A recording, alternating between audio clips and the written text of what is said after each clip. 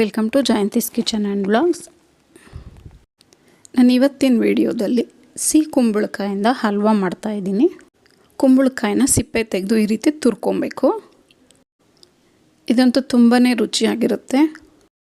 ಹೀಗೆ ಹೇಗೆ ಮಾಡೋದು ಅಂತ ನೋಡೋಣ. ಸ್ಟವ್ ಹಚ್ಕೊಂಡು ಒಂದು ಬಟ್ಲು ಇಟ್ಕೊಂಡಿದ್ದೀನಿ ನಾನು. ಇದಕ್ಕೆ ತುಪ್ಪ ಸೇರಿಸ್ಕೊಳ್ತಾ ಇದ್ದೀನಿ. ನಾವು ಹಲ್ವಾ ಅಂದರೆ ಬರೀ ತುಪ್ಪದಲ್ಲೇ ಮಾಡೋದ್ರಿಂದ ತುಂಬಾ ರುಚಿಯಾಗಿ ಬರುತ್ತೆ. ತುಪ್ಪ ಒಂದು ಸ್ವಲ್ಪ ಬಿಸಿ ಆದಮೇಲೆ ದ್ರಾಕ್ಷಿ ಗೋಡಂಬಿನ ಸೇರಿಸ್ಕೊಳ್ತಾ ಇದ್ದೀನಿ. ಅದನ್ನು ಫ್ರೈ ಮಾಡ್ಕೊಳ್ಳೋಣ. ನಾವು ತುಪ್ಪದ ಬದಲಾಗಿ ಎಣ್ಣೆನೂ ಸೇರಿಸ್ಕೋಬೋದು, ಎರಡು ಮಿಕ್ಸು ಮಾಡ್ಕೋಬೋದು. ಆದರೆ ಬರೀ ತುಪ್ಪ ಹಾಕೋದ್ರಿಂದ ತುಂಬಾ ರುಚಿಯಾಗಿ ಬರುತ್ತೆ ಹಲ್ವಾಗಳು. ಈಗ ನಾನು ತುರಿದಿಟ್ಕೊಂಡಿರೋದನ್ನೆಲ್ಲ ಅದೇ ಬಟ್ಲಿಗೆ ಸೇರಿಸ್ಕೊಳ್ತಾ ಇದ್ದೀನಿ. ನಾವು ತುಂಬ ತರಕಾರಿಗಳಲ್ಲಿ ಮಾಡ್ಬೋದು ಇದೇ ರೀತಿ ಹಲ್ವಾಗಳನ್ನ. ತುಂಬ ರುಚಿಯಾಗಿ ಬರುತ್ತೆ ಅದರದ್ದೇ ಆದ ಫ್ಲೇವರ್ಸಲ್ಲಿ. ಇದನ್ನೆಲ್ಲ ಸೇರಿಸ್ಕೊಂಡಾಯಿತು.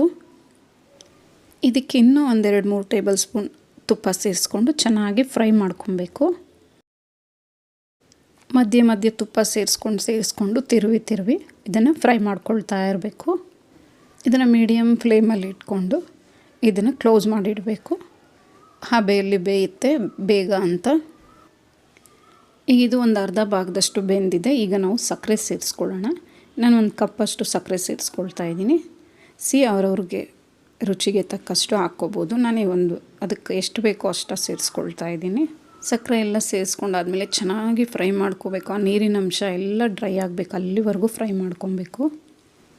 ಇದು ಸಿಹಿ ತಿನ್ನೋರಾದರೆ ತುಂಬ ಜಾಸ್ತಿ ಸಿಹಿನೂ ಹಾಕ್ಕೋಬೋದು, ಕಡಿಮೆ ತಿನ್ನೋರಾದರೆ ಕಡಿಮೆನೂ ಸೇರಿಸ್ಕೊಬೋದು ಸಕ್ಕರೆನ.